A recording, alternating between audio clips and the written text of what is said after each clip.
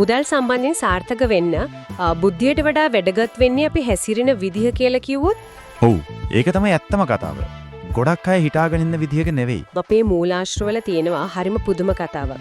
එක පැත්තකින් ඉන්නවා රොනල්ඩ් රීඩ්, පාසලක මුරකරු කෙනෙක්. අනිත් පැත්තෙන් ඉන්නවා රිචඩ් ෆොස්කෝන්, හාවර්ඩ් උපාධිධාරියෙක්, මෙරිල් ලින්ච්ගේ ඉහළම විධායකයෙක්. ඉතින් මේ දෙන්නගෙන් කවුද ඩොලර් මිලියන ගාණක ධනයක් ඉතිරි කරන්නේ? අනිත් කෙනා බංකොලොත් වෙන්නේ. උත්තරේ අපි හිතන එක නෙවෙයි නේද? කොහෙත්ම නෑ. පාසල් මුරකරු මිලියනපතියෙක් වෙනවා. අර ඉහළ පෙළේ මූල්‍ය විධායකයා බංකොලොත් වෙනවා. බංකොලොත් වෙනවා. මේක තමයි මූල්‍ය සාර්ථකත්වයේ තියෙන ලොකුම පරස්පරය. ඉතින් කොහොමද එම වෙන්නේ? අපිට උගන්වලා තියෙන්නේ ඉහළ අධ්‍යාපනය ලොකු පඩියක් ඒව තමයි ධනයට පාර කියන්නේ කියලා. ඒක තමයි ඒ ධනය කියන්නේ ඒක භෞතික විද්‍යාව වගේ නීති තියෙන දෙයක් නෙවෙයි. ඒක මනෝවිද්‍යාවක්. ඒ කියන්නේ වැදගත් වෙන්නේ අපි කොච්චර දන්නවද කියන එකට වඩා අපි කොහොමද හැසිරෙන්නේ කියන එක. එතකොට මිනිස්සු කරන්නේ ලොකුම වැරද්දක් තමයි ඉහළ ආදායමක් කියන්නේ ධනය කියලා හිතන එක. හරියටම. ඒ දෙක සම්පූර්ණයෙන්ම වෙනස්. කොහොමද ඒක වෙන්නේ? මෙහෙම හිතන්නකෝ.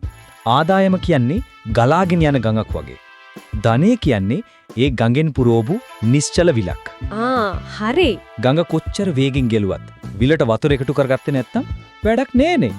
රිචඩ් ෆස්කෝන්ගේ ප්‍රශ්නේ උනේ අන්න ඒක. එයාට විශාල ආදායම් ගංගාවක් තිබුණා. ඕ ඒත් ඔහු ඊට වඩා වේගින් වියදම් කළා. ඒකට තමයි ලයිෆ්ස්ටයිල් ක්‍රීප් නැත්නම් ජීවන රටාවේ උද්ධමනය කියන්නේ නේද? ආදායම වැඩි වෙනකොට ඒකට හරියන්නේ වියදම් වැඩි කරගන්න එක. ඒක තමයි. මට හිතෙන්නේ මේක අපි හැමෝටම දැනෙන දෙයක්. යාළුවෙක් අලුත් කාර් එකක් ගත්තම අපේ හොඳට තියෙන වාහනේ පරණයි වගේ දැනෙනවා. ඒක ඇත්ත. ඒක සමාජීය සංසන්දනය. අපිට අලුත් දෙයක් ලැබුණම ඒ සතුට තියෙන්නේ ටික කාලයක්. ඉක්මනට මේකට හුරු වෙලා ඊළඟ අලුත් දෙය පස්සේ යන්න පටන් ගන්නවා. ෆස්කොන්ට උනේ ඒකද? ඔහු අපි සුකෝපගෝබී ජීවිතයකට හුරු වුණා.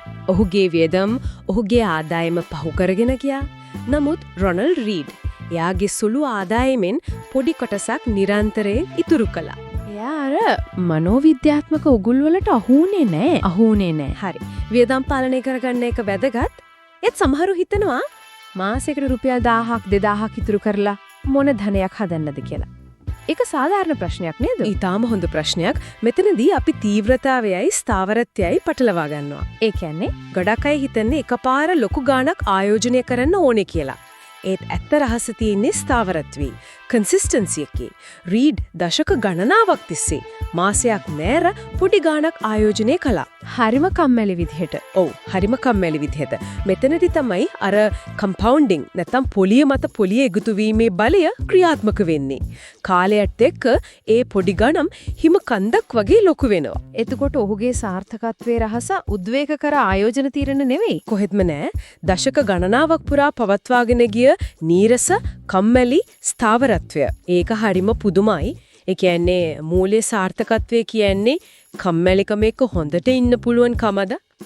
එක්තරා විදිහකට ඕ. ඒකට කියනවා ඩිලේඩ් ග්‍රැටිෆිකේෂන් කියලා. ඒ කියන්නේ ක්ෂණික තෘප්තිය කල් දැමීම. අද ගන්න පුළුවන් පොඩි සතුටක් වෙනුවට අනාගතයේ ලොකු ප්‍රතිලාභයක් වෙනුව නිවසන එක. හරියටම.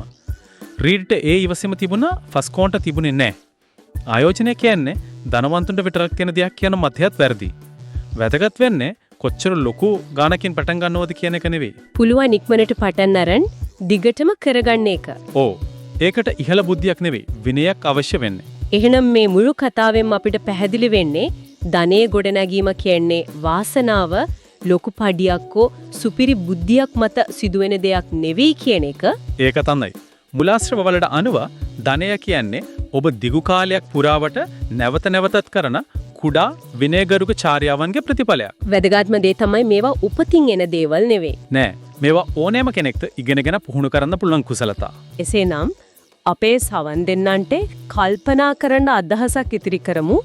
ධනයේ සැබෑම වටිනාකම කියන්නේ වැඩිපුර බඩු බාහිරාදික එකතු කරන එක නෙවෙයි නම් ඒක Tamanට අවශ්‍ය දේ අවශ්‍ය වේලාවට අවශ්‍ය අයත් එක්ක කරන්න තමන්ගේ කාලය පාලනය කිරීමෙන් නිදහස ලබා ගැනීම නම් ඒ අදහස ඔබ දිනපතා ගන්නා කුඩා මූල්‍ය තීරණ වෙනස් කරන්නේ කොහොමද?